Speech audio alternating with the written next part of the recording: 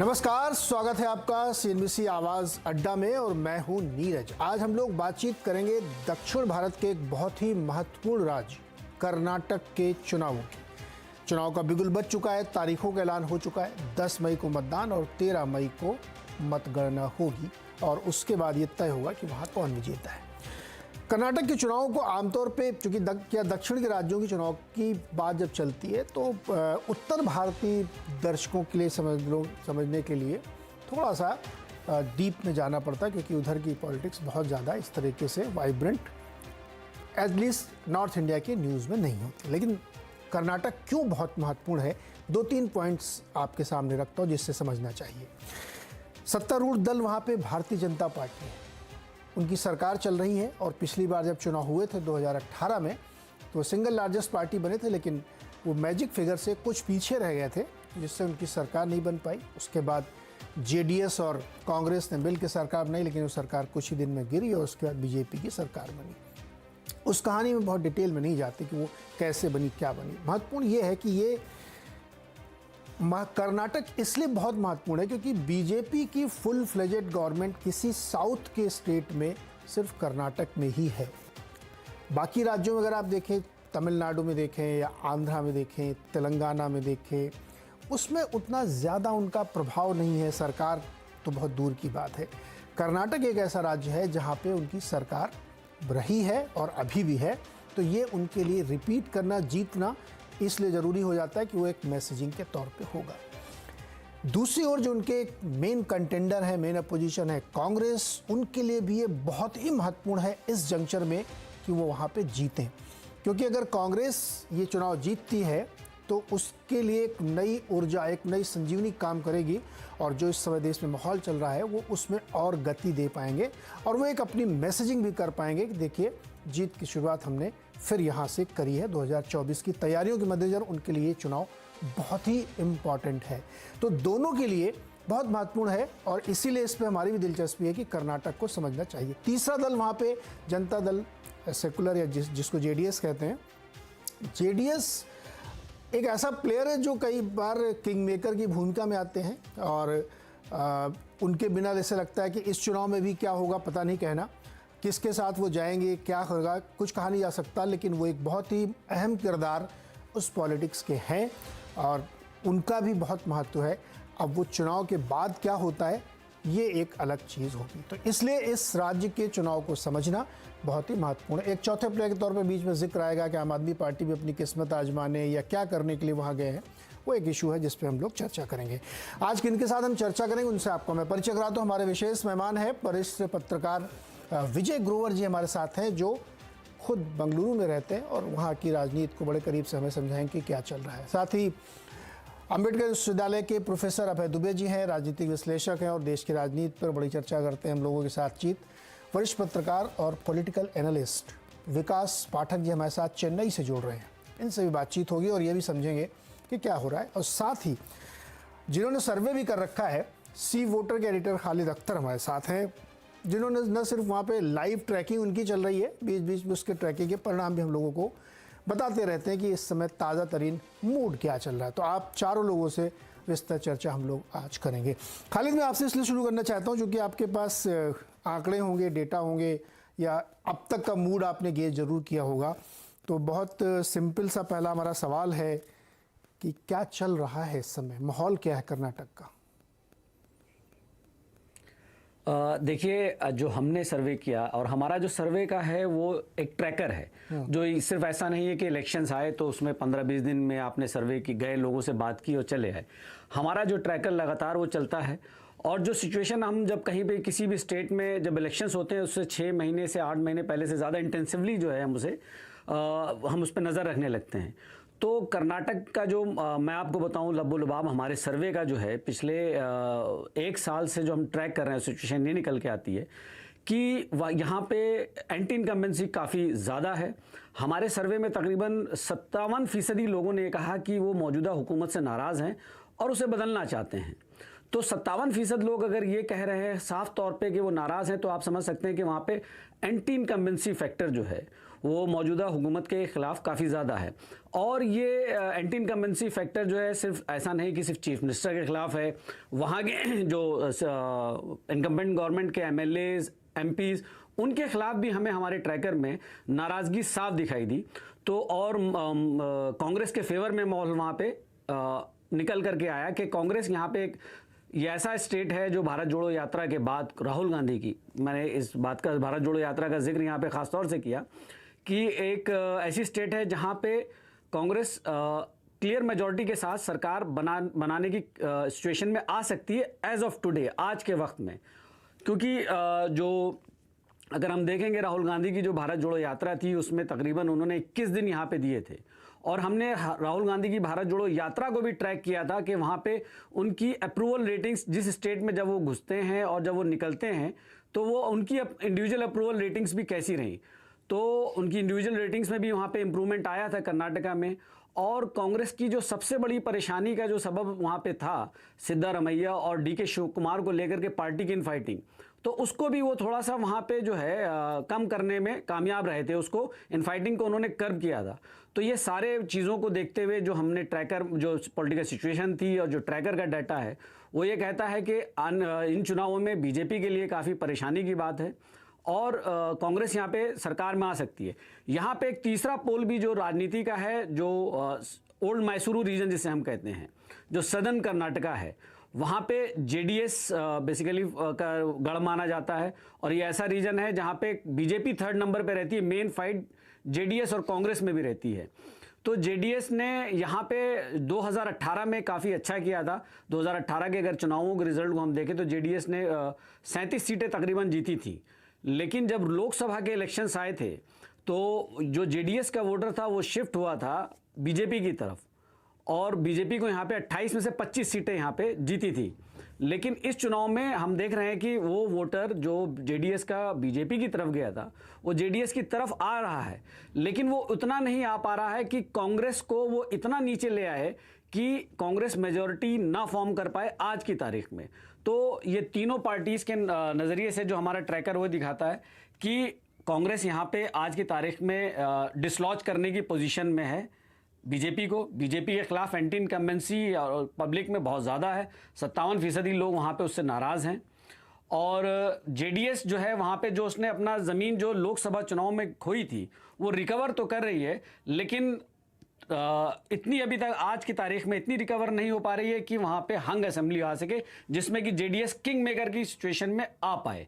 तो ये हमारे ट्रैकर की बेसिक जो है फाइंडिंग्स ये हैं नीरज भाई अभी तक की है, जिसमें कि JDS को भी मतलब एक झटका लग सकता है कि वो अब तक किंग मेकर होते थे, शायद इस बार ना हो।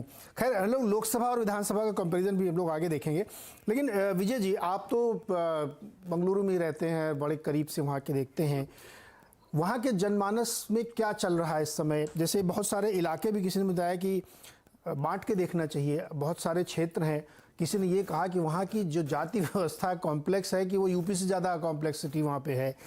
क्या आपको क्या लग रहा है वहाँ क्या चल रहा है इस समय? देखिए, जैसे कि खालिद भाई ने बताया कि जो एक एंटी इनकम्बेंसी है सरकार के खिलाफ वो काफी हद तक सही है, क्योंकि जिस तरह के कैंपेन हमने देखा करप्शन को लेकर के, PCM का कैंपेन एक चला था जाके पेटीएम की जगह PCM का कैंपेन हुआ था, 40% कमीशन के करप्शन चार्जेस लगे थे कि कॉन्ट्रैक्टर्स एसोसिएशन ने इस तरह के आरोप लगाए थे।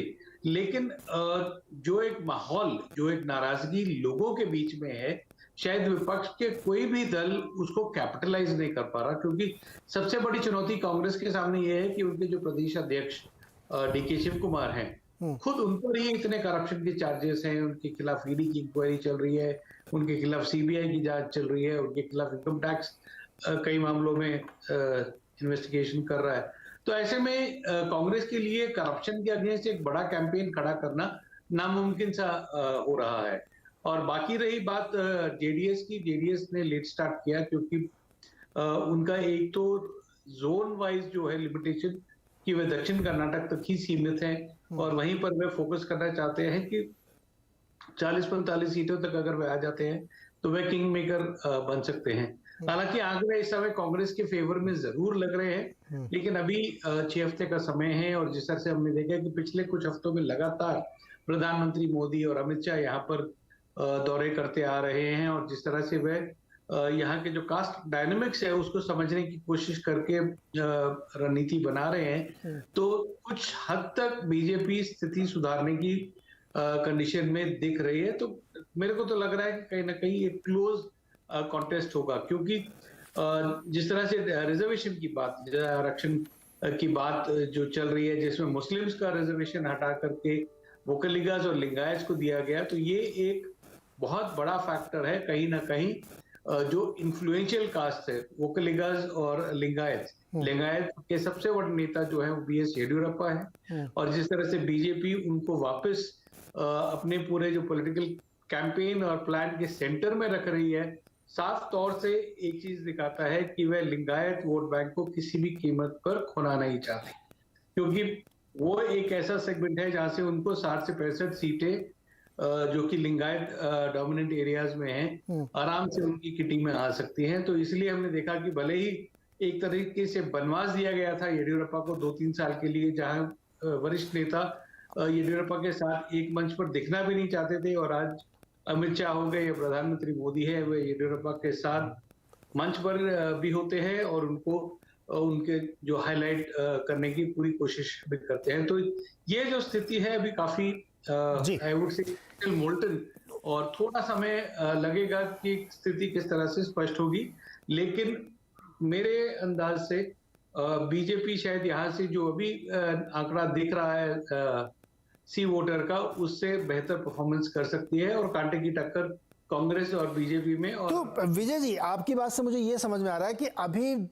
वोटर ने मन नहीं बनाया है, अभी वो एसेस कर रहा है दोनों साइड में, देखेगा कहाँ।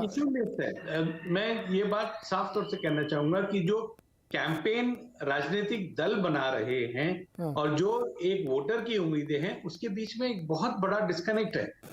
वोटर यहाँ पर कौन है? वोटर यहाँ पर मिडिल क्लास, बैंगलोर जैसे सिटी में जहाँ पे कि 28 सीटें हैं, ये सेमी अर्बन एरियाज में जिस तरह से इन्फ्लेशन, जॉब कट्स और अन्य प्रॉब्लम्स है, कोई भी राजनीतिक दल उसको एड्रेस नहीं कर पा रहा है। तो जहां तक वोटर है उसके लिए एक इशूलेस इलेक्शन है कि जहां कुछ बड़ा कर नहीं सकता, क्योंकि बीबीएमपी की करप्शन, जिसके की घोटालों की संख्या इतनी बड़ी है कॉरपोरेशन की कि आरोप लगते पर, लेकिन लोग उम्मीद खो चुके हैं कि अगर आज बीबीएमपी बीजेपी के कंट्रोल में है, कल अगर कांग्रेस के उसमें भी आएगी तो स्थिति सुधरने वाली नहीं है, क्योंकि जो करप्शन का एक नेटवर्क बन गया है वह बहुत बड़ा है यहाँ पर अर्बन एरियाज में। तो इश्यूज जो वोटर चाहता है कि राजनीतिक दल एड्रेस करें, और जो राजनीतिक दल सिर्फ कास्ट इक्वेशंस पर ही डिवाइड करके ये चुनाव जीतने की कोशिश कर रहे हैं, उसके बीच में बहुत बड़ा डिस्कनेक्ट है। और उम्मीद वोटर यही कर रहा है कि शायद कभी कोई उनके मुद्दों को लेकर के सुनेगा। आपको याद होगा कि जिस तरह से बाढ़ आई थी पिछले साल बैंगलोर में और लाखों लोगों के घर डूब गए थे, लेकिन अभी तक न किसी को कॉम्पनसेशन मिला है, न कोई इशू कि इसका क्या सोल्यूशन हो सकता है कि अगर ऐसी बरसात हो। मतलब आपको याद होगा कि पूरा आईटी कॉरिडोर 10 दिन के लिए बंद रह गया था, आईटी एक्सपोर्ट्स 10 दिन के लिए आईटी कंपनीज परेशान थी। तो इस तरह का जो एक रिड्रेसल जो लोग उम्मीद करते हैं, वैसा नहीं भी राजनीतिक दल ने कोई आश्वासन उस तरह का दिया नहीं। ये तो एक बड़ी गंभीर समस्या आपने उठा दी इसका तो कोई एड्रेस करता नहीं। पाठक जी, आप भी सर पड़ोसी राज्य में ज्यादातर प्रवास कर रहे हैं आजकल, और मेरा आपसे सवाल ये है कि जो हमारे कन्नड़ वाले दोस्त लोग, मित्र लोग हैं, जनता है वहाँ के आम की, तो जैसे अभी विजय जी ने कहा कि बहुत सारे ऐसे इश्यूज जिसमें उन्होंने गिवन अप कर दिया कि इसको तो कोई टच ही नहीं करेगा, और खालिद साहब कह रहे हैं कि एक एज दिख रहा है कांग्रेस का, मूड लोगों ने बनाया कि अभी बीजेपी के जो करप्शन के सब तमाम आरोप हैं इनको बदलना है। लेकिन वहाँ पे कास्ट फैक्टर जिसकी तरफ इशारा भी अभी विजय गुरुवा ने किया कि जो लिंगायत है, वो का लिंगा है, उनको थोड़ा वोट वो भी दे दिया गया, रिजर्वेशन भी बढ़ा के दिया गया। तो जो क्या ऐसा है कि कास्ट का जो पूरा समीकरण है ये भ्रष्टाचार के ऊपर भारी पड़ेगा कि भाई तो दोनों उसी टाइप के, छोड़ो भी कास्ट पे आते हैं अपने को, क्या ऐसा दिख रहा है आपको? देखिए, कास्ट बहुत इंपॉर्टेंट तो है ही, क्योंकि भ्रष्टाचार के आरोप अनफॉर्चुनेटली बहुत जगह बहुत बार लगते रहते हैं। ये हम ना भूलें कि सबसे पॉपुलर बीजेपी की लीडर वहां बीएस येदियुरप्पा रहे हैं पिछले कई टाइम से, बहुत लंबे समय से, लेकिन उन पर बहुत भ्रष्टाचार के आरोप लगे थे। उससे उनकी पॉपुलैरिटी पे ज्यादा कुछ फर्क नहीं पड़ा। लेकिन मेरे लिए जो इंपॉर्टेंट है वो ये है, बीजेपी पहले से थोड़े वीकर विकेट पे हो सकती है कर्नाटका में। उसका कारण एक तो एंटी इनकम्बेंसी है, दूसरा येदियुरप्पा भाजपा के इक्वेशंस में अब वहां नहीं है जहां वो हुआ करते थे। और इतने साल जब मैंने भाजपा कवर की और कर्नाटका भी कई बार गया, मैं आपको जहां तक मेरा अनुभव है बता सकता हूं कि लिंगायतों के जो नेता हैं वो येदियुरप्पा ही रहे। अब उनको चाहे आप कैंपेन में केंद्र में ले आए, लेकिन येदियुरप्पा जब चीफ मिनिस्टर हुआ करते थे तब से स्थिति अभी अलग है। दूसरी चीज, जहां कांग्रेस पूरे देश में पा रही है कि उसके लोकल लीडर्स जो है वो पार्टी छोड़ के जा रहे हैं या इररिलेवेंट हो जा रहे हैं, साइडलाइन हो रहे हैं, चाहे आप इनफाइटिंग की बात करें, लेकिन कर्नाटका में फिर भी सिद्धारमैया और डीके शिव कुमार जो है वो पावरफुल रीजनल लीडर्स हैं। तो ऐसे में आज की तारीख में अगर आप उससे पूछेंगे तो लीडरशिप के क्वेश्चन पर कांग्रेस थोड़ी सी ज्यादा पावरफुल दिखाई दे रही है बीजेपी के मुकाबले। उसके अलावा बीजेपी पावर में भी रही है, एंटी इनकम्बेंसी का जो फायदा है वो कांग्रेस को मिलने की संभावना है। तीसरा मैं ये भी कहना चाहूंगा कि जो जैसे कि हिजाब के ऊपर जो पूरा पोलराइजेशन हुआ, उस पोलराइजेशन में कहीं एक तरफ हिंदुत्व की तरफ से आप एक प्रखर पोजीशन लेते हैं, लेकिन उसमें एक खतरा रहता है कि जो एंटी बीजेपी वोट जो जहां बढ़ सकता था वो कहीं अगर एक जगह केंद्रित हो गया तो उससे भी भाजपा को नुकसान हो सकता है। तो मैं अभी मानता हूं ये बात कि 1 महीने से ऊपर बचा हुआ है, कुछ उसमें बदलाव आ सकता है। ये भी मैं मानता हूं कि जो मुस्लिम रिजर्वेशन खत्म करके जो लिंगायत और वोकालिका दोनों के लिए जो बढ़ाया है उसका थोड़ा फायदा हो सकता है। लेकिन कुल जमा आज स्थिति यह है कि उस कर्नाटका में जहां पर बीजेपी येदियुरप्पा के नाम पर लड़ती थी, आज उन्हें नरेंद्र मोदी के नाम पर लड़ने की बहुत ज्यादा जरूरत पड़ेगी। और कांग्रेस कर्नाटका में जो है उसके पास एक नहीं दो रीजनल लीडर हैं, चाहे उनमें आपस में ईगो इश्यूज हो, वो एक डिफरेंट मैटर है। इसलिए मैं ये कहूंगा कि चाहे अभी वक्त है, लेकिन अगर आप मुझसे पूछेंगे शायद कांग्रेस थोड़ी सी ज्यादा पावरफुल बीजेपी से लग रही है। बिल्कुल, ये तो ट्रैकर भी दिखा रहा है। तो पाठक जी, एक छोटा सवाल आपसे, आपने कहा कि मुस्लिम वोट पोलराइज हो सकता है, एक साइड में चला जाए वो, क्या इसका एंटी पोलराइजेशन भी हो सकता है? देखिए, एंटी पोलराइजेशन होने के लिए बहुत बड़ा मुद्दा चाहिए। एक टाइम पर हिजाब एक बड़ा मुद्दा बन गया था, कॉम्पिटिटिव मुद्दा बन गया था, लेकिन क्या वो उतना बड़ा हिंदुत्व मुद्दा है? क्या वो राम मंदिर है? शायद ना हो। तो मेरे हिसाब से उस पे पूरा हिंदू पोलराइजेशन इस चीज पर होना कि मुस्लिम लड़कियां हिजाब में क्यों क्लास जाएंगी, वो एक माहौल एक मोमेंट पर बन सकता है, लेकिन उसको आपको स्टेबल रखना के बहुत बड़ा इश्यू बन के चलता रहे, शायद उतना आसान ना हो उस चीज का। लेकिन ये जरूर है कि जो मुस्लिम वोटर है कर्नाटका का, उसमें संभावना है कि वो चाहे कि किस तरह भाजपा को इस बार हराया जाए। तो मेरे हिसाब से कर्नाटका में उतना बड़ा एज ट्रेडिशनली बीजेपी का नहीं है। कर्नाटका कोई गुजरात नहीं है, चाहे कर्नाटका में कई बार भाजपा जीती है, इसलिए थोड़ा सा अभी तक मुझे लगता है कि भाजपा के लिए थोड़ी कठिन परिस्थिति कर्नाटका में इस दिन तक तो लग रही है। बिल्कुल। अभय जी, आपका अनुशीलन क्या है? कन्नड़ लोग क्या चाह रहे हैं, और ये जो दोनों पार्टियां हैं ये क्या इनका यूएसपी क्या सेल कर रही हैं आजकल? देखिए, खालिद भाई ने, ग्रोवर साहब ने और विकास जी ने जो विश्लेषण किया है, मैं मोटे तौर पर मैं सहमत हूं। मेरे ख्याल से सब लोग एक ही सी बात कह रहे हैं, थोड़ा बहुत जोर अलग है। जो बात इसमें से छूट गई है थोड़ी सी, वो मैं आपके सामने जरूर रखना चाहूंगा। वो बात यह है कि जब से येदियुरप्पा को भारतीय जनता पार्टी में केंद्रीय स्थिति से हटाया गया है और अमित शाह ने उनके खिलाफ एक वक्तव्य दिया था, आप सब लोगों को याद होगा, वो वक्तव्य काफी येदियुरप्पा की छवि के लिए बहुत नुकसानदेह था। लेकिन अब चूंकि भाजपा के खिलाफ वहां पे सरकार विरोधी भावनाएं हैं, जिनको हम लोग एंटी इनकम्बेंसी कहते हैं चुनाव शास्त्र की भाषा में, तो येदियुरप्पा को मजबूरी है वहां पे। लेकिन अमित शाह का येदियुरप्पा के लिए संदेश ये था कि वो हट जाए मैदान से और अपनी राजनीति की बागडोर अपने बेटे को थमा दें। तो येदियुरप्पा ने वो बात नहीं मानी और भाजपा को उन्हें लाना पड़ा। दूसरे, येदियुरप्पा के बीच में और जो मौजूदा मुख्यमंत्री हैं बोम्मई साहब, उनके बीच में 36 का आंकड़ा है। दोनों एक दूसरे को पूरी तरीके से नापसंद करते हैं और भाजपा का आला कमान बड़ा प्रभावी और शक्तिशाली आला कमान है, नरेंद्र मोदी, अमित शाह और जेपी नड्डा का, लेकिन वो भी इस झगड़े को पाट नहीं पाए हैं। इसकी वजह से नरेंद्र मोदी को नीति ये बनानी पड़ रही है कि वो हर जगह मंच पे बोम्मई को भी रखते हैं, वैसे भी वो इनकम्बेंट चीफ मिनिस्टर हैं, और येदियुरप्पा को भी रखते हैं। तो भाजपा का जो भीतरी कलह है वो कलह खत्म नहीं हुआ है, वो लगातार जारी है और मोदी जी पूरी कोशिश कर रहे हैं। इस लिहाज से हालांकि हिमाचल प्रदेश बहुत छोटा प्रदेश है, भाजपा की जो स्थिति है वो उसकी तुलना में कर्नाटक से करना चाहूंगा। हिमाचल प्रदेश में क्या था, भाजपा के धूमल परिवार में और जो भाजपा के मुख्यमंत्री थे उनके बीच में इसी तरह 36 का आंकड़ा था और आलाकमान की काफी कोशिशों के बावजूद वो उस आंकड़े को उस विरोध को खत्म नहीं कर पाए और भाजपा सरकार के खिलाफ काफी एंटी इनकम्बेंसी थी।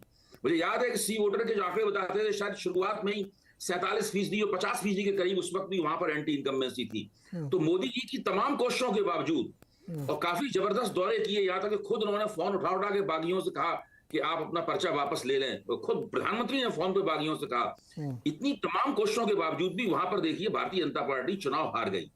कांग्रेस चुनाव जीतने की स्थिति में नहीं थी, मुझे लगता करना हिमाचल प्रदेश को इसके मानस में नहीं था उस वक्त, लेकिन क्योंकि भारत जोड़ो यात्रा चल रही थी और वो चुनावी राजनीति की उपेक्षा कर रही थी, उसके बावजूद जनता ने कांग्रेस को जिता दिया। तो कर्नाटक में आज की तारीख में, जो खालिद भाई ने बार बार अपने वक्तव्य में कहा आज की तारीख, इस विश्लेषण में आज की तारीख बहुत महत्वपूर्ण है।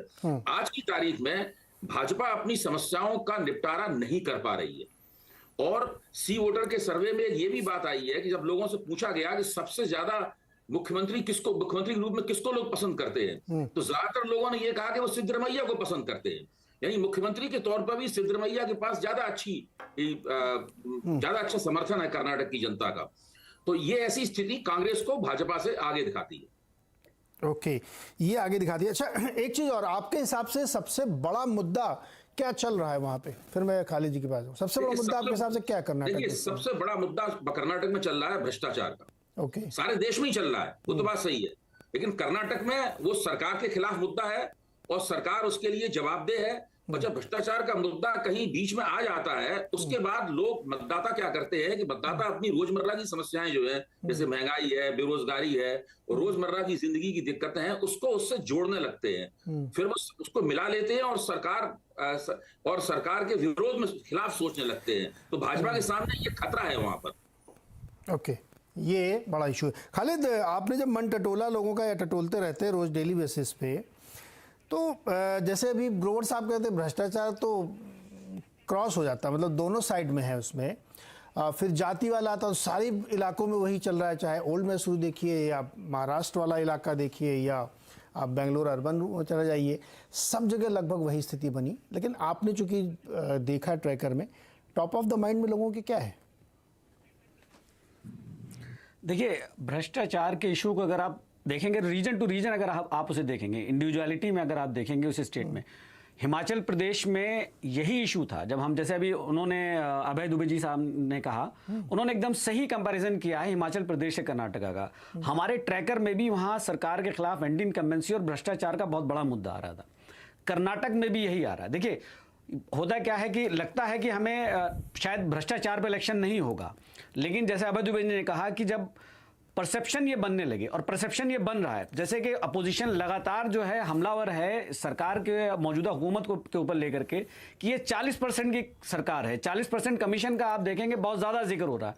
और आप मीडिया, सोशल मीडिया पे भी देखेंगे लगातार जो है इस चीज़ को लेकर के कर्नाटक की सरकार पे अटैक हो रहा है। और फिर गाहे बगाहे कुछ इंसिडेंट्स ऐसे हो जा रहे हैं कि किसी सिटिंग एमएलए के घर से इतना पैसा निकल आ रहा है, फिर उनको जमानत नहीं मिल रही।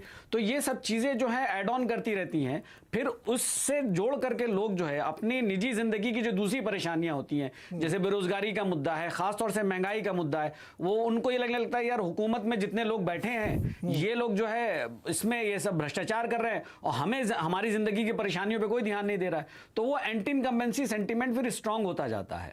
तो और यही हमने देखा था कि इसी तरह की सिचुएशन जो है हिमाचल प्रदेश में थी। हिमाचल प्रदेश में एक और चीज़ अब मैं आपको बताऊंगा कि अमूमन ज़्यादातर जगहों पे जो सूबों में बीजेपी की हुकूमत है, वहाँ पे जो नैरेटिव चलता है डबल इंजन की सरकार का चलता है। और अगर आप देखेंगे तो अलावा यूपी के ज़्यादातर सूबों में जो हुकूमत है उनके डबल इंजन की सरकार को जो चुनाव के वक्त पे जो खींचने की कोशिश करता है वो प्राइम मिनिस्टर का इंजन ही खींचने की कोशिश करता है। कई जगह होता है कि वो खींच ले जाते हैं और कई जगह होता है कि जैसे हिमाचल प्रदेश में वो बहुत सारी कोशिशों के बावजूद भी जो है वो नहीं खींच पाते हैं। जो मैं बार बार ये कह रहा हूं कि आज की तारीख में, जैसा उबैद दुबे जी ने पॉइंट आउट भी किया, मेरा एक रीजन है ये कहने का कि आज की तारीख में जो नैरेटिव या जो अपोजिशन ने जो इश्यूज बनाए हैं वो लोकल इश्यूज पे उन्होंने वो चुनाव लड़ रहे हैं। अभी प्राइम मिनिस्टर की जो है वहां के पॉलिटिकल लैंडस्केप पे इलेक्शनरिंग में एंट्री अभी नहीं हुई है। प्राइम मिनिस्टर के आने के बाद जो है तो मतलब वो गेम जो ओपन है। नैरेटिव एस्टेब्लिश करेंगे या करना चाहेंगे। आप कह रहे हैं कि गेम ओपन है अभी?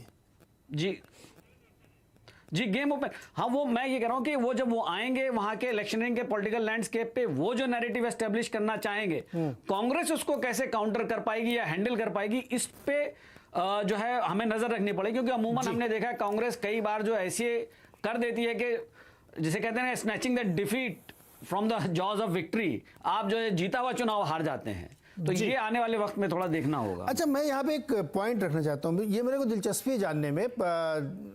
पाठक जी और ग्रोवर जी, ग्रोवर जी आपके पास आ रहा हूँ मैं। आप बेंगलुरु में रहते हैं, वो स्टार्टअप कैपिटल, टेक्नोलॉजी कैपिटल, बड़ा संपन्न समृद्ध राज्य है, वहाँ बेरोजगारी की समस्या है। जिस सीएमआई का हवाला देकर के विपक्ष हमला करता है, उसी सीएमआई का डेटा मैं आपके सामने पढ़ देता हूँ।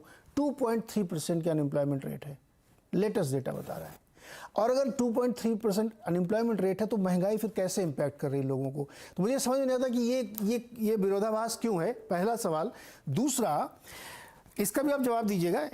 एक और सवाल जोड़ देता हूँ यहाँ पे। एक विद्वान है संदीप शास्त्री जी, CSDS के, उन्होंने एक बड़ी अच्छी बात की, मैं उसको क्वेश्चन के तौर पे लाना चाहता हूँ उसको समझने के लिए।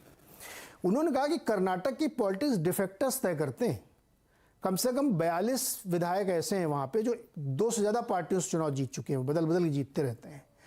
तो परिणाम के बाद या परिणाम से पहले टिकट मिलने समय क्या होगा पता नहीं कहना। तो ये अच्छा, ये खेल कई बार हो चुका है वहाँ पे कर्नाटक में। तो मुझे ये समझाइए इसमें। और एक डेटा देता हूँ आपको। 151 सीटें हैं जिसके अंदर बीजेपी जीतती है, 71 सीटों में तो कभी जीती ही नहीं है वो। वैसे ही सभी दलों के लिए अलग अलग है। तो अब मेरे को समझाइए, ये जो गणित थोड़ा और डीप में हम लोग गए ना, इसको समझाइए आप मेरे को। पहले तो वो बेरोजगारी वाला बताइए, बेरोजगारी कैसे वहाँ पे? नंबर तो बता रहे कि बहुत है ही नहीं वहाँ पे। ठीक है, ओके नीरज, यहाँ पर जो आपने डेटा दिया CSDS का 2.3% नहीं, ये CMI का CMI का। हाँ, ओके, सो बेसिकली उसमें एक चीज ये है कि अगर there are about 3.5 lakh IT employees in Bangalore, उनमें से 60% आज की डेट में जो है वो कॉन्ट्रैक्चुअल है। ओके। तो जब कॉन्ट्रैक्चुअल वो है, वो बेसिकली ऑन रिकॉर्ड्स नहीं आते हैं। जब कॉन्ट्रैक्ट्स खत्म हो जाते हैं, they are either on the bench या फिर नेक्स्ट किसी प्रोजेक्ट के लिए इंतजार करते हैं। तो जो 2.3% आपको डेटा वैसे दिख रहा है, इट इज एक्चुअली 7 to 8%। और रही बात जॉब कट्स की, आपको पता होगा अमेजोन ने अभी 10,000 जॉब्स कट किए और 9,000 जॉब्स शायद अगले कुछ दिनों में अनाउंसमेंट होने वाला है कि जॉब कट्स होंगे। तो इस तरह के जो इश्यूज अभी आ रहे हैं कि there is no certainty as far as even data is concern. और आप क्योंकि यू नो फाइनेंशियल अनाउंसमेंट्स इस तरह से आ रहे हैं कि जो कॉन्ट्रैक्ट्स बड़े बड़े IT कंपनी से, इन्फोसिस हो गई या विप्रो हो गई, जो सब कॉन्ट्रैक्ट आगे देती हैं, उनको भी अपने क्लाइंट से कुछ ज्यादा पॉजिटिव फीडबैक यूरोप और USA से नहीं आ रहा है जिसको लेकर के वो कोई आश्वासन दे सके। तो ये एक इंस्टेबिलिटी जो अभी है वो बैंगलोर सिटी में खास करके साफ तौर से दिख रही है कि क्या एम्प्लॉयमेंट हो पाएगा। तो ये तो रहा इस तरह का जो इशू जहाँ पे लोगों की चिंता बहुत ज्यादा है। रही बात जो आपने बोला कि 150 सीटें ऐसी है जहाँ पे बीजेपी जीती है और 71 सीट्स उन्होंने नहीं जीती है, तो उसके लिए जो एक सोशल इंजीनियरिंग वर्कआउट की जा रही है, शायद वो एक इतना बड़ा एक्सपेरिमेंट है बीजेपी के लिए कि जो अगर कर्नाटक में क्लिक हो गया तो वो शायद अन्य हिस्सों में भी किया जाएगा। जो OBC आउटरीच है, जो दलित आउटरीच जिस तरह से बढ़ाई गई है, क्योंकि भले ही बीजेपी लिंगायत डिपेंडेंट पार्टी है, क्योंकि 68 से 70 सीट्स उनको उम्मीद है कि वह लिंगायत लीडरशिप से ही लेकर आएगी। लेकिन एक स्टेबिलिटी लाने के लिए, जिस तरह से हमने देखा कि अमित शाह ने अभी दक्षिण कर्नाटक खास करके वोकलिगा बेल्ट पे जिस तरह से वहां पर रुक के रिवाइव करने की कोशिश की, और उन्होंने एक बहुत बड़ा इकोनॉमिक फॉर्मूला वहां पर जो अप्लाई किया कि वोकलिगास की जो इनकम है, बेसिकली जो कैटल से होती है, जो डेयरी कोऑपरेटिव से होती है, उसको जिस तरह से सपोर्ट करने की कोशिश किया है as a cooperative minister, that is a deep approach, जो कि वोकलिगा, जो कि कभी बीजेपी वोटर्स नहीं रहे हैं, उनको अपनी तरफ आकर्षित करने का। और वहीं जिस तरह से रिजर्वेशंस में भी उन्होंने एक्सपेंशन किया है ओबीसी का आउटरीच में, वो भी एक बहुत बड़ा फैक्टर होगा। आपने देखा होगा कि प्रधानमंत्री खुद एक बंजारा कन्वेंशन में यादगिर के पास गए थे 3 हफ्ते पहले। तो ये एक एक्सपेरिमेंट कर रही है कि जो 71 सीट्स में बीजेपी कभी नहीं जीती है, उसमें से अगर वह 15 या 20 भी जीत सकती होगी, तो उनके लिए शायद वो 2023 के लिए नहीं इंपॉर्टेंट होगा, 2024 के लिए ज्यादा इंपॉर्टेंट हो जाएगा कि वे और सीटें दक्षिण से निकाल पाएंगी। और बाकी आपने कहा कि इंडिविजुअल्स जो कि कहीं से भी चुनाव जीत सकते हैं, क्योंकि उनकी खुद की जो ब्रांडिंग या ब्रांड नेम है वह बहुत बड़ा है। और इस तरह में झारकीहोली फैमिली है, जिसमें एक भाई कांग्रेस में है, एक भाई बीजेपी में है, एक जेडीएस में होता है, तो कब बदल जाते हैं, ये शायद जो शरद पवार वाला फॉर्मूला रहा है ग्रोवर सर, आप बिल्कुल सही कह रहे हैं। ये जो मैंने आपको बताया ना कि ये 40 के करीब हैं जो मल्टी पार्टी से चुनाव जीतते रहे, इसके अलावा बीजेपी, जेडीएस या कांग्रेस के अधिकांश विधायक इधर उधर टहल के आ चुके हैं। ये मतलब एक विशेष चीज में हुआ था। हाँ। जो ऑपरेशन कमल बोला जाता है, जिसमें विधायक खरीदना, बेचना और पूरी हॉर्स ट्रेडिंग है, उसका जन्म कर्नाटक में ही, यहीं से ऑपरेशन लोटस का नाम पड़ा था 2006 में। तो ये चीज यहाँ पर बहुत कॉमन है। मतलब तो मैं इसको डिस्काउंटिंग चाहता था कि क्या ये कोई प्ले है या नहीं है, ये एकदम नेगलेक्ट कर देना चाहिए, ये ऐसा कुछ नहीं है। में आज अगर 10 विधायक कम से कम ऐसे होंगे जो ये सोच रहे होंगे कि अगर जाना पड़े तो हम रिजाइन करके बीजेपी, क्योंकि उनको इतना यकीन है कि वे अपने एक आइडेंटिटी पे चुनाव जीत सकते हैं। क्योंकि ज्यादातर आप देखेंगे तो ये पर्सनालिटीज कौन है, ये शुगर बिल बैरन्स हैं, जो कि पूरे कोऑपरेटिव बैंक चलाते हैं, और हर जो उनका गन्ना सप्लायर किसान होता है या कोऑपरेटिव बैंक का मेंबर होता है, वो सब उसका एक पक्का वोट बैंक है, जहाँ 40-50 हजार वोट्स उनके साथ हमेशा रहते हैं, क्योंकि सबकी रोजी रोटी उस विधायक के साथ जुड़ी है, और कोई भी उसको जिस भी पार्टी से खड़ा होगा जरूर जिता देगी। पाठक सर, 2-3 चीजें आप लोगों की चर्चा से मुझे समझ में आई है, इसका एनालिसिस आपसे मुझे चाहिए। एक तो आप लोगों ने कहा कि एंटी इनकम्बेंसी है मौजूदा सरकार के खिलाफ, दूसरा है कि जो सिटिंग एमएलएज हैं वहाँ पे, उनके खिलाफ बड़ी नाराजगी है कि लोग उनके काम से संतुष्ट नहीं है या वो उनसे नाराज है। तीसरा पॉइंट ये है कि कांग्रेस एक अल्टरनेट लीडरशिप देने में सक्षम है उस राज्य में। 2 बड़े लीडर हैं, आप लोगों ने बताया अभी। तीसरा पॉइंट है कि कास्ट का जो कैलकुलेशन है और रीजन का जो वहाँ पे प्रभाव, ये बड़ा मैटर करे। किसी एक और एनालिसिस को मैं सुन रहा था, तो उन्होंने ये बताया कि 2 चीज़ें वहाँ तय करेंगी चुनाव का।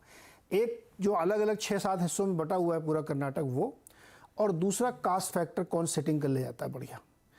भ्रष्टाचार, फ्रीबीज, देखिए फ्रीबीज के अनाउंसमेंट हो चुके हैं, बहुत सारे लोग कर चुके, इसलिए उसको चर्चा में नहीं ला रहा क्योंकि मुझे हिसाब से वो रिलेवेंट नहीं लग रहा है आज मुझे। तो क्या ये रीजनल और कास्ट इंक्लूडिंग करप्शन, क्या चीज़ आपको लग रही है जो डिसाइडिंग फैक्टर होगा? क्योंकि अभी देखिए ओपन गेम बता दिया लोगों ने कि अभी तो शुरू होगा खेल बाद में, थोड़ा और 4-6 हफ्ते बाकी हैं अभी। देखिए, एंटी इनकम्बेंसी में अक्सर जो मुझे समझ में तक चुनाव जितने मैंने कवर किए, कि जो नागरिक है उसको अगर कुछ ऐसा लग रहा है कि कई सुविधाएं जो बेसिक मिलनी चाहिए वो नहीं मिली, अगर ये परसेप्शन घर कर जाता है तो एंटी इनकम्बेंसी स्ट्रांग होता है। बाकी जातिगत जो समीकरण है वो इंडिया में ज्यादातर राज्यों में बहुत प्रोमिनेंट रहते हैं। ये फैक्ट है कि इस बार बीजेपी बहुत कोशिश कर रही है कि दलितों में कर्नाटका में उनकी पैठ बढ़े, जैसे वोकालिगा जो कम्युनिटी है वो भी पहली बार उनके साथ आए, वो कर रही है। बीजेपी पूरे भारत में भी ऐसा करते आ रही है पिछले 1-2 साल में कि वो एक्सपैंड कर रही है। लेकिन कर्नाटका में ये भी बहुत इंपॉर्टेंट है समझना कि इसलिए भी कर रही है कि जो बहुत इजी इक्वेशन थी कि येदियुरप्पा नेता है, लिंगायत वोटर है, उस पे अब उनको 100% कॉन्फिडेंस नहीं रह गया। बाकी जहां तक करप्शन की बात हो, भाई ने बोला, अजय दुबे जी ने बोला, लेकिन फिर भी मेरा जो एक्सपीरियंस है मैं आपको बता रहा हूँ, सर्वेज में अक्सर करप्शन बहुत ऊपर आता है, लेकिन मेरा अंडरस्टैंडिंग ये है कि जब किसी को जनता वोट आउट करना चाहती है तो करप्शन अक्सर उसके लिए एक आर्ग्यूमेंट के तौर पर आता है, और अगर जनता नहीं वोट आउट करना चाहती तो आप 10 बार भी करप्शन बोलेंगे तो वो आर्ग्यूमेंट सेल नहीं करता। तो मैं थोड़ा करप्शन वाले इशू पे थोड़ा सा पिछले कई साल से मैं बहुत ज्यादा बड़ा स्टैंड नहीं लेता कि बहुत बड़ा ये मुद्दा है, क्योंकि ये करप्शन का मुद्दा हमारी पॉलिटिक्स में, भारत की पॉलिटिक्स में बार बार उठा के, जैसे पूरा अन्ना हजारे आंदोलन जो था वो क्या था कि जी इतना भ्रष्टाचार है, सब चोर हैं और लोकपाल होना चाहिए। आज आपने देखा भारत में कोई लोकपाल की बात करता है, दिल्ली में कोई बात करता है। तो अक्सर करप्शन क्या होता है कि जब मैं किसी को वोट नहीं देना चाहता या देना चाहता हूं तो मुझे अपने को कन्विंस करने के लिए भी एक रैशनल चाहिए कि मैं इनको वोट क्यों नहीं देना चाहता। तो ऐसे में करप्शन इंडिया की ज्यादातर सभी पॉलिटिकल पार्टीज पर आरोप हैं, तो वो आरोप ज्यादा स्टिक करता है जिस पार्टी को मैं पसंद नहीं करता। जिस पार्टी को मैं पसंद करता हूं उसमें वो आरोप या तो स्टिक नहीं करेगा, या तो मैं ज्यादा एविडेंस मांगूंगा, या मैं बोलूंगा यार भाई ये कौन सी बड़ी बात है, तो सभी करते हैं। लेकिन फिर भी गवर्नेंस जो है वो बहुत इंपॉर्टेंट होता है। सड़कें टूटी हुई हैं, कहीं बिजली नहीं आ रही है, कहीं लॉ एंड ऑर्डर की सिचुएशन खराब है, सरकारी ऑफिस में आप जाते हैं आपका काम नहीं हो पाता, ये जो तमाम चीजें हैं ये काफी ज्यादा इंपैक्ट करती हैं। और एंटी इनकम्बेंसी ऑब्वियसली बीजेपी के अगेंस्ट इस बार होगी। कर्नाटका में अक्सर ऐसा होता है। और सबसे बड़ा मेरा पॉइंट वही है कि कांग्रेस के पास यहाँ लोकल लीडर है। Correct. राहुल गांधी यहाँ से कितने दिन निकले कितने दिन नहीं निकले, मुझे लगता है उससे ज्यादा कोई फर्क नहीं पड़ता। सच्चाई ये है कि यहाँ पे कांग्रेस के पॉपुलर लीडर हैं, बहुत कम राज्यों में बच गए हैं। और भाजपा के जो यहाँ के पॉपुलर लीडर थे कई साल से, वो अब अपने पॉलिटिकल प्राइम के बियॉन्ड जा चुके हैं। लेकिन येदियुरप्पा का clear replacement as a leader BJP अभी तक नहीं ला पाई है। तो वो जो चीज है वो थोड़ा सा, ये जो कॉम्बिनेशन है भाजपा को एट द मोमेंट थोड़ा वीकन करता है।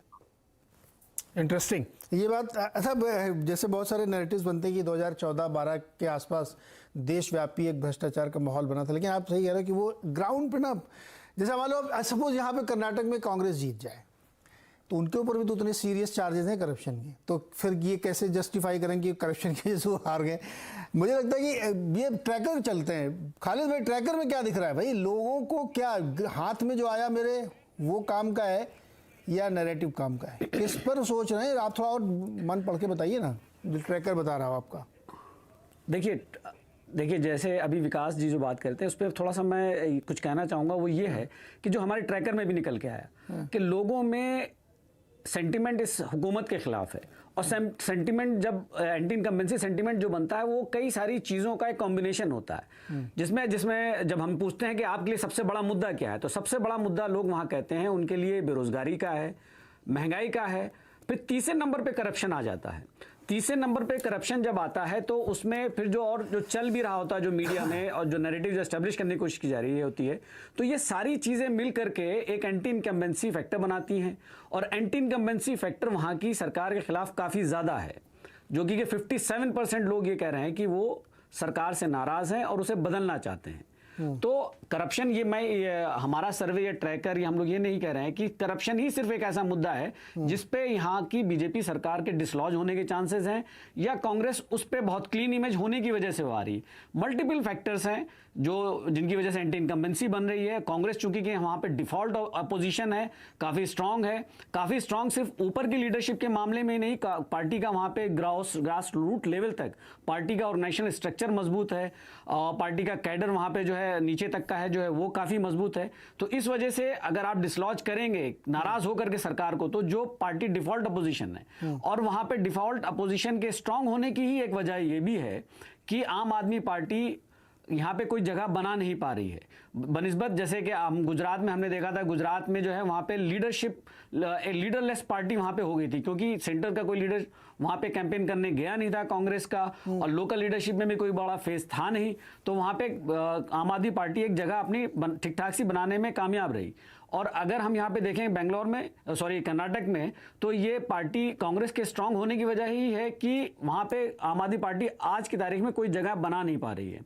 तो एंटी इनकम्बेंसी फैक्टर काफ़ी सारी चीज़ों की वजह से, कांग्रेस की तरफ झुकाव होने की वजह, जो पार्टी का स्ट्रांग होना ऊपर से लेकर नीचे तक, और लोगों में नाराज़गी चीफ मिनिस्टर लेवल से लेकर के लोकल एमएलएस तक है कि भाई हमारे काम जो है, जो हमें उम्मीदें थी, जो हमसे वादे किए गए थे वो तो हुए नहीं, बल्कि कि जो हमें सुनने में, जो देखने में आ रहा है वो ये आ रहा है कि आप जो है पैसा ले रहे हैं, करप्शन हो रहा है, भ्रष्टाचार है, रिश्वतखोरी हो रही है, लोगों के घर करोड़ों करोड़ों कैश निकल रहा है। तो होता क्या है कि जब नाराजगी होती है तो उसमें ये एड ऑन फैक्टर करता है, जो बहुत तेजी से सेंटिमेंट फिर आप जो हुकूमत में होते हैं उनके खिलाफ बनाता है। जी जी। तो आचल सर, ये वाला क्वेश्चन भी यहाँ रूल आउट हो गया कि आम आदमी पार्टी वहाँ कोई प्लेयर भी, वैसे भी जहाँ पे मल्टी कॉर्नर फाइट होती वहाँ पे उसका प्रदर्शन वैसे ही बहुत कम हो जाता है। जहाँ पे 1-on-1 होता वहीं पे वो अपने डेंट करके किसी एक का वोट शेयर खाते हैं। एक मुझे छोटा सा ब्रेक लेना है सर, ब्रेक से लौट के आके इस चर्चा को आगे बढ़ाते हैं। मेरा इसमें माई 2 सेंट्स है, ये क्वेश्चन है मेरा व्यू के तौर पर मैं रख रहा हूँ। मुझे लगता है कि करप्शन, महंगाई, बेरोजगारी ये कोई इशू नहीं होते चुनाव के। चुनाव किसी दूसरे इशू पर लड़े जाते हैं, और वो जाति हो सकती है, वो हमारा क्षेत्र हो सकता है, वो हमारा लोकल एमएलए हो सकता है, या हमको क्या पैसा मिल रहा है, कुछ मिल रहा है कि नहीं मिल रहा है, डायरेक्ट बेनिफिट होता है। क्योंकि इससे पहले के आप तमाम चुनाव देखिए ना, अभी रिसेंटली 2-4-6 सालों में जो हुए हों, उसमें कहीं कोई मुद्दा ये चला क्या? मैं तो आंकड़े दे रहा हूँ कि 2% की महंगाई दर है वहाँ पर, बेरोजगारी दर है वहाँ पे 1 of the lowest in the country है। तो ये मुद्दा कैसे बन सकता है वहाँ पे, अगर CMI का डेटा कह रहा तो? या अगर है भी तो वो कैसे लोगों के दिमाग में नहीं आ रहा है? इससे पहले भी तो बेरोजगारी तो रही होगी वहाँ पे। छोटे ब्रेक के बाद इस पर चर्चा करेंगे, साथ ही ये भी कि क्या मोदी जी के कैंपेन शुरू करने के बाद कुछ बदलाव होगा क्या? छोटे ब्रेक के बाद।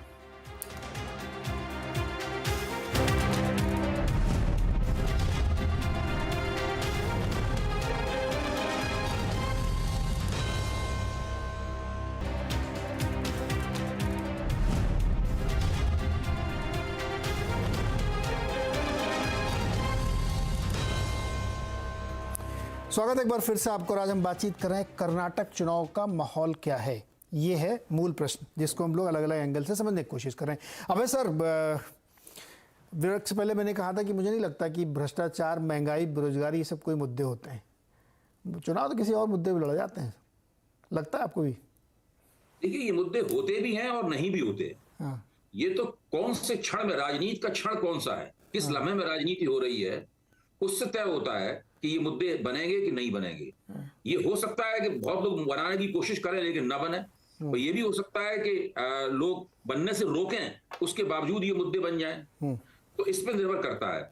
आमतौर पर जब कोई पार्टी सरकार में होती है तो जनता भले ही हमारी आपकी तरीके से लेक्चरबाजी न कर पाती हो, लेकिन मोटे तौर पर वोटरों के दिमाग में एक बात बन जाती है कि ये सरकार कैसी है। उसके बाद जैसा कि अभी पाठक जी ने कहा, मैं उनकी बात से सहमत हूं, उनको फिर उसको सरकार के खिलाफ वोट करने के लिए एक तर्क चाहिए होता है, और वो तर्क किसी भी तरीके से विपक्ष मुहैया करा सकता है, या कोई घटना मुहैया करा सकती है तर्क, या सरकारी पार्टी के कोई बहुत बड़ी गलती वो तर्क मुहैया करा सकती है।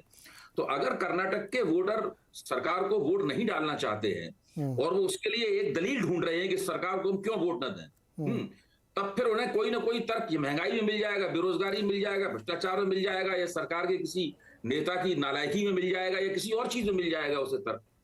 अगर ये एंटी इनकम्बेंसी जो सी वोटर में दिखाई पड़ रही है, और हम सब लोग भी उसको मान रहे हैं, अगर ये सही असली एंटी इनकम्बेंसी है तो 57% एंटी इनकम्बेंसी फिर कम नहीं होती है।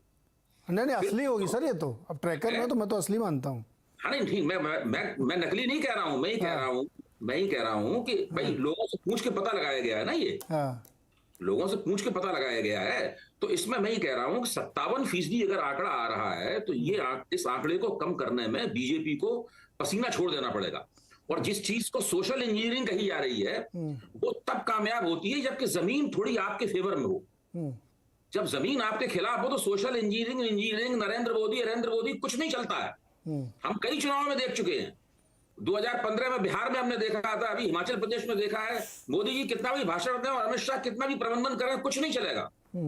अगर वास्तव में जमीन उनके खिलाफ है, वो पुल को दांव पे लगा दें और कह दें मैं यहाँ जान दे दूंगा अगर आपने हमें वोट नहीं दिया, तो मोदी यहीं अपने आप को कुर्बान कर देगा कर्नाटक की धरती पे, फिर भी लोग वोट नहीं देंगे। अब सी वोटर में ये भी तो आ रहा है कि जब उनसे पूछा जा रहा है कि भाई लोकसभा में आप किसको वोट देंगे, तो लोकसभा में अच्छा आंकड़ा आ रहा है भाजपा के पक्ष में। करीब 55-56% लोग कह रहे हैं कि नहीं, हम नरेंद्र मोदी को प्रधानमंत्री के तौर पर पसंद करेंगे। वही लोग कह रहे हैं कि राज्य में हम भाजपा की सरकार गिराना चाहते हैं।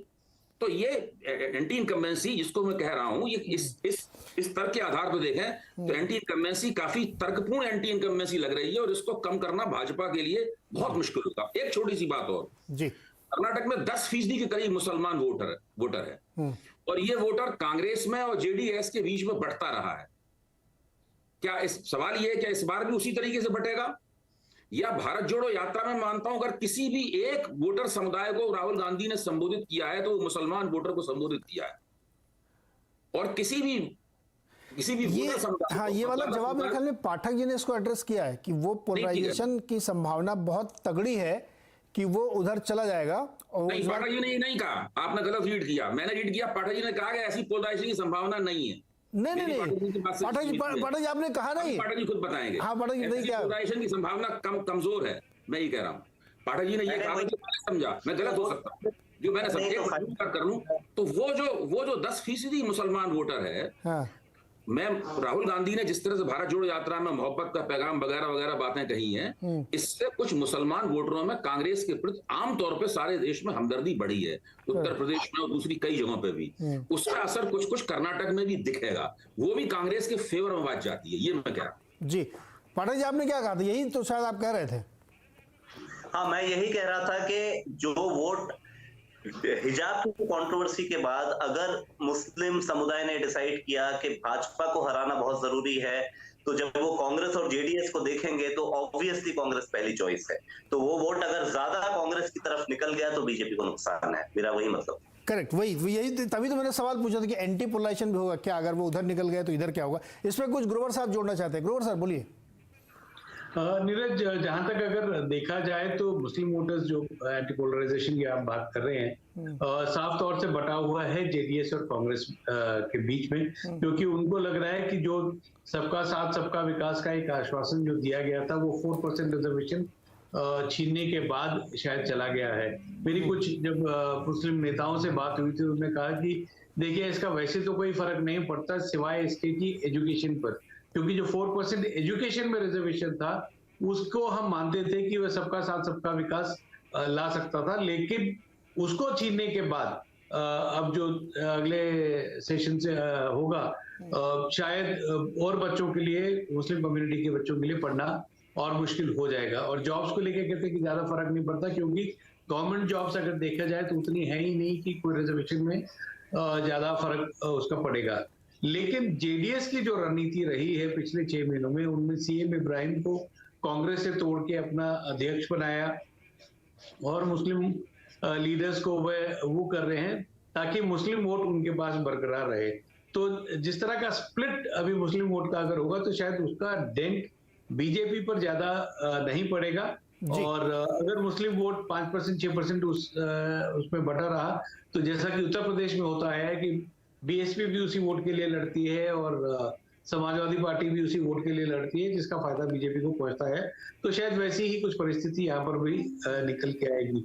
लेकिन जो एक चीज मैं अभय जी की बात के साथ और आपकी बात के साथ कहना चाहता हूँ कि क्या नाराजगी जो होती है वो किस मुद्दों पर होती है, मेरे ख्याल से खास करके बैंगलोर सिटी का जो वोटर है वे काफी वोकल है। मैं इसलिए ये बात यहाँ पर कहना चाह रहा हूँ कि पिछले चुनाव में 0.9% वोट्स बैंगलोर सिटी के जो हैं वे नोटा को गए थे। शायद ये पूरे देश में सबसे ज्यादा होगा कि लगभग 1% के करीब वोट जो है नोटा में वह नोटा को गया था। और इस समय जो वोटर की नाराजगी है, मेरे को लग रहा है कि कम से कम नहीं तो 2% के करीब ये जा सकता है, और ये शायद एक अपना गुस्सा या अपना आक्रोश दिखाने का लोगों ने एक नया प्लेटफॉर्म बना लिया है कि वे जाते तो जरूर है मत डालने के लिए, लेकिन नोटा का बटन प्रेस करके आते हैं। तो ये शायद कई राजनीतिक दल इसको गंभीरता से भी लेना चाह रहे हैं कि इस तरह के मतदाताओं को आइडेंटिफाई किया जाए, खास करके उन बूथ्स को, ताकि पता लग सके कि क्या नाराजगी है स्थानीय लेवल पर,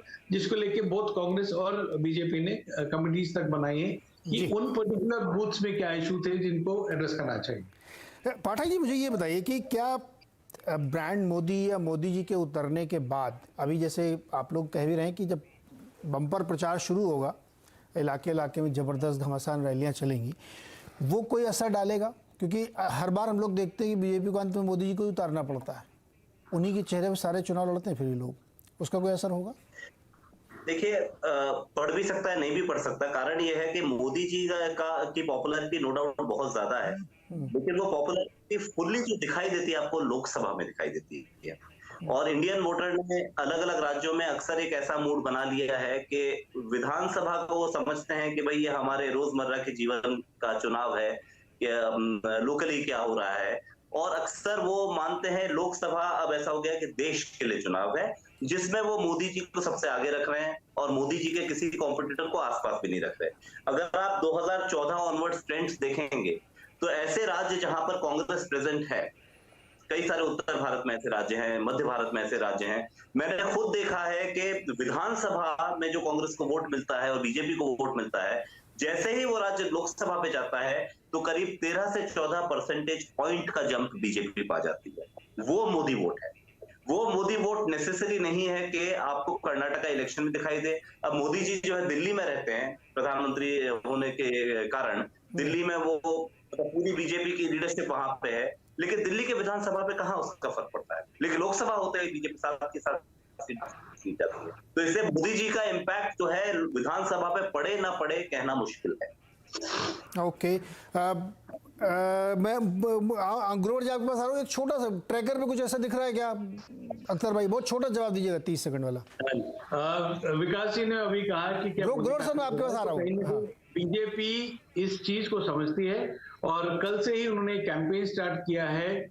जो बेनिफिशियरीज हैं जो सेंटर की स्कीम्स के, उनके साथ सेल्फी खींचने का नेताओं ने एक जो कैंपेन स्टार्ट किया है, तो वो शायद मोदी की जो रीच है उसको वापस दोहराना चाहते हैं। जो एक लाभार्थी की कैटेगरी बनाई है, शायद उसको हाईलाइट करने के लिए ये रणनीति तय की जाएगी। जी ग्रोवर साहब अभी रुकिएगा, बहुत महत्वपूर्ण सवाल आपसे पूछना मुझे, ये अख्तर जी से पूछना, ट्रैकर में कुछ है ऐसा या सिर्फ वो जैसे लोकसभा विधानसभा वाला अलग अलग दिखता है कि मोदी जी लोकसभा लड़ेंगे तो उनको जिता देंगे, अभी तो इनसे निपटना मेरे को?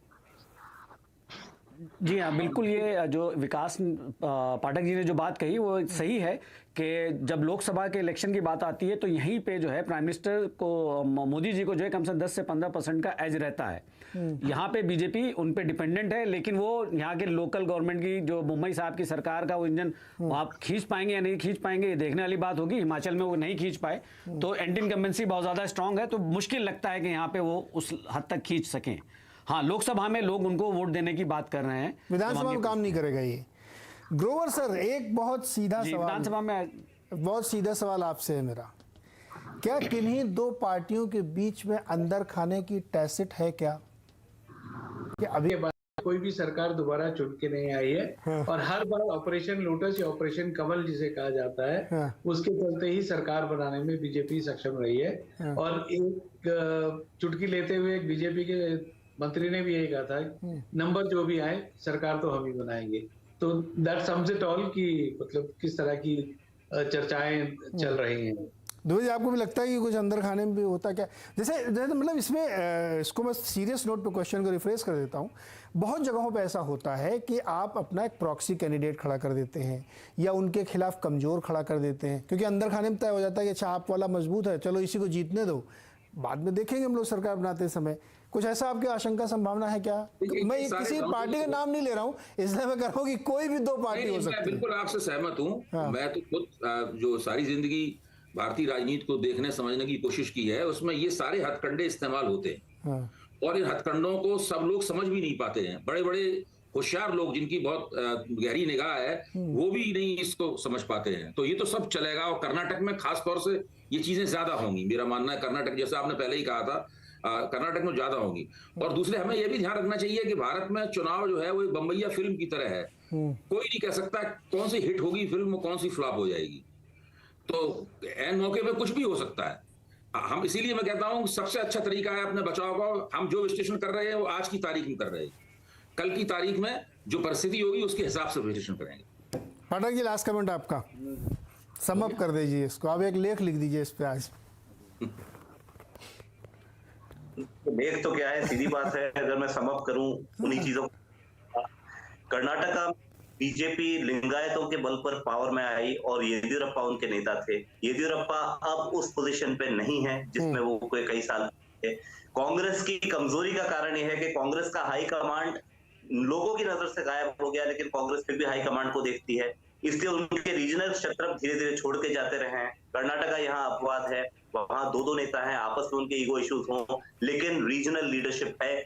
और उसके अलावा बीजेपी पास है, एंटी इनकम्बेंसी का जो भी पड़ेगा वो भाजपा पे ही पड़ेगा। तो आज की परिस्थिति में अभी तक का विषय ये है कि बीजेपी थोड़ा सा वीक विकेट पर कर्नाटक में हो सकती है इन कारणों से। बिल्कुल, चुनाव में चूंकि भारतीय चुनाव बड़े रहस्यमयी होते हैं तो इसीलिए हमारे सारे पैनलिस्ट बार बार ये कह रहे हैं कि आज तक की परिस्थिति में ये स्थिति है जो कि फैक्चुअल है, ट्रैकर में भी दिख रही। कल क्या होगा पता नहीं। बड़ी अच्छी उपमा या तुलना जो भी दोनों दी अभय जी ने कि बम्बैया फिल्म की तरह कौन सुपर हिट हो जाएगी पता नहीं। कई बार कोई भी फिल्म हिट हो जाती है, कई बार आपको लगता है कि यही हिट होगी।